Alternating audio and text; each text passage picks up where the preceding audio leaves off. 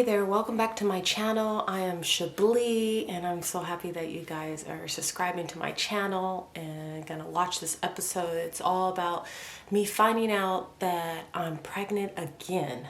So now that I know I'm pregnant again, I'm gonna talk about pretty much what happened in the last 2 weeks that like changed my life.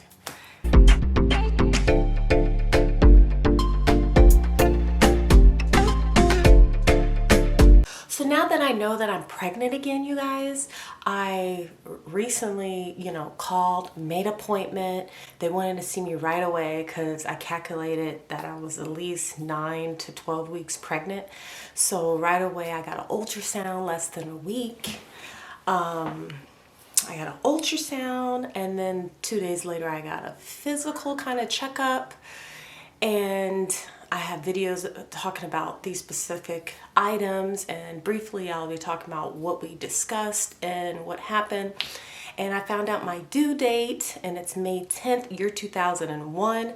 My birthday is June 11th, so it makes it right on the borderline, like a month and a day away from me turning 39 years old, having another baby. But I'm basically going to be 38. So I just had a baby being 37. So whew, it's just a breath taker, This is all unexpected and I didn't see this coming, but again, I am so grateful and excited to have a little something growing in my belly right now, and I'm going to tell you guys my experience and how I'm feeling, and let's just jump right into it. So, first of all, I'm really pregnant. I don't know if you guys can see it, but it showed a cross. So that's the real deal.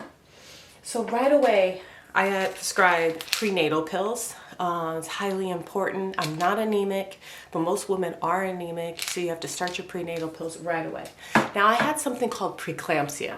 Preeclampsia is pretty common with women with their first pregnancy, or if they're over the age of 35, or they're an ethnic woman like me with color. So those are all the categories I can fit into. So they have me on low dose of aspirin. This low dose of aspirin is at 325 mg. So we'll see what that does. I'm gonna probably take half of that because that seems kind of high.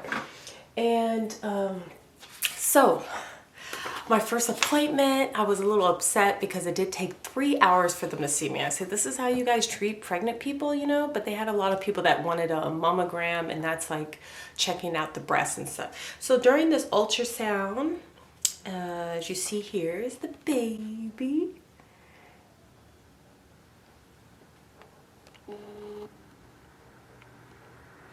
I really feel like this little baby is a girl.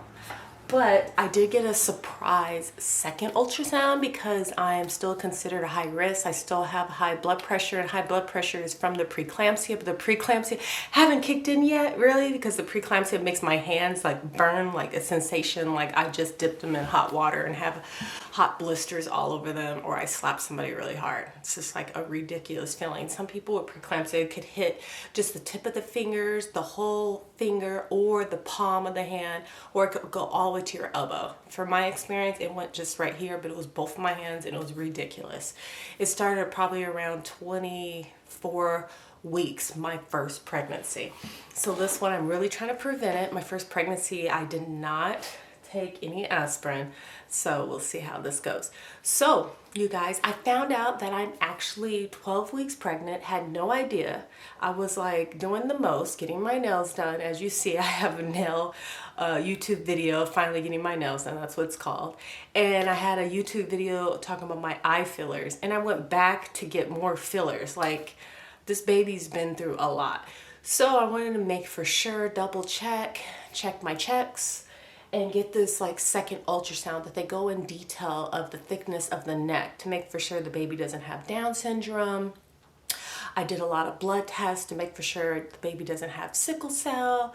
I did a lot up to that. So that's the list of the blood work tests that I took so far, and it's a whole nother page too, so I'm going to show you that. That's the rest of the list.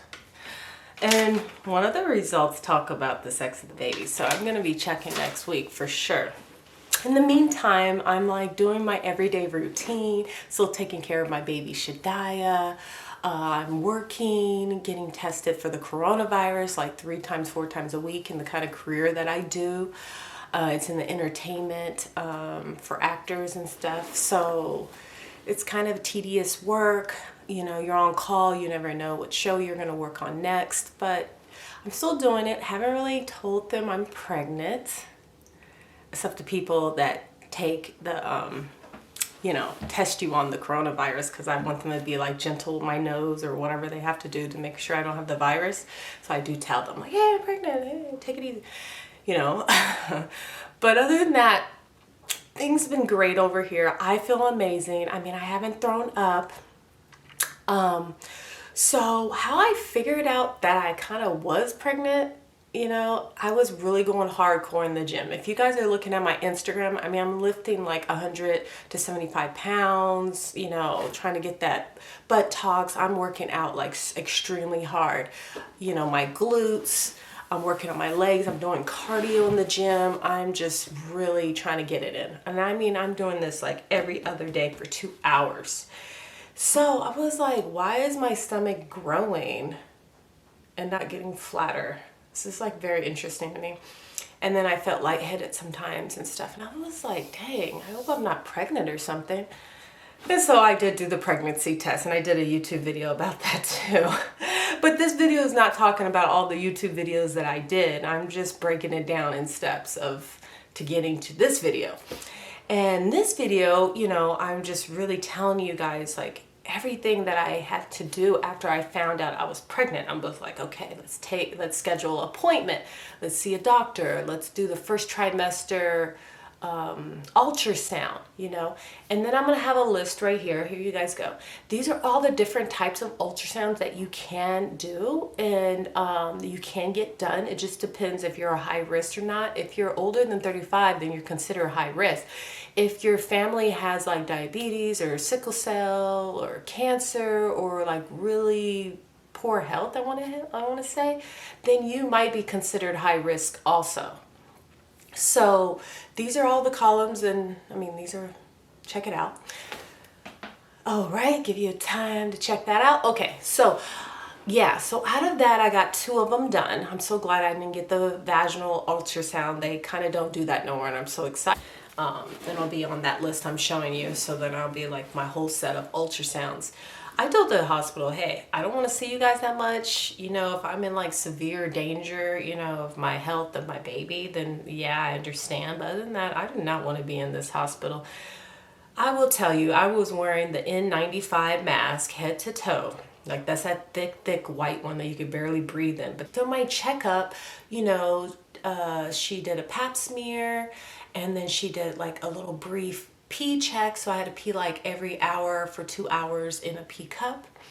So we'll see the results of that. And then they was like, you know what? We're going to have you pee in this like big jug. You got to put it in the ice or put it in the refrigerator. I'm like, okay, for 24 hours.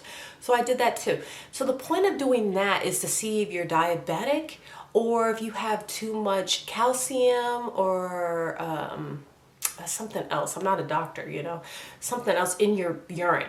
And that could be a risk of the baby, you know, or your body's not releasing enough of the urine, you know, because you don't want the urine in your blood. So they test for that too. So I'm like, this hospital is the business, you know, they are checking me head to toe. And what a coincidence when I did the second ultrasound. So first I did an ultrasound Friday, checkup Monday, another ultrasound Wednesday that the doctor requested. And this was more like upscale, checking for the if the baby's neck is thicker than 3 mm, and that means it's the fluid that can live in there that's like one of the things that can make Down syndrome, you know, and it's usually behind the neck of the spinal cord. And so they kept like measuring that over and over again during the ultrasound. I'm still under 2 mm. and that's really good. So right now I'm in the clear of the Down syndrome, but it's still another thing that they can do is like actually go and take a needle and get some of the fluid from around the baby and check that. But I was like, that's doing too much. Let's just check by the blood work. You can check if it's any issues, and then this ultrasound that I just got done, you know, because you know I got that those eye fillers when I was pregnant. You know, I just want to make sure it didn't harm the baby. I did not know I was pregnant. So yeah, so to find out, that ultrasound was the actual doctor that delivered my baby. He was like, didn't I just see you like a couple months ago? And I was like, yeah, it was like 14 months ago. And we made this baby a year ago on Shadia's birthday. So I was just like, wow, this is like kind of crazy. So he was like, but it's kind of cool that he remembers me. You know, I'm pretty popular in that hospital, but you know, we'll see if this is going to be the last baby. I was really not planning to have another baby. I was breastfeeding, you guys, so that was really interesting to me. I was breastfeeding, crossing over to giving the baby a little bit of baby food. So it was 50-50. So I was breastfeeding at night, like a lot. The baby does not take a bottle or a pacifier. My baby's a little like different.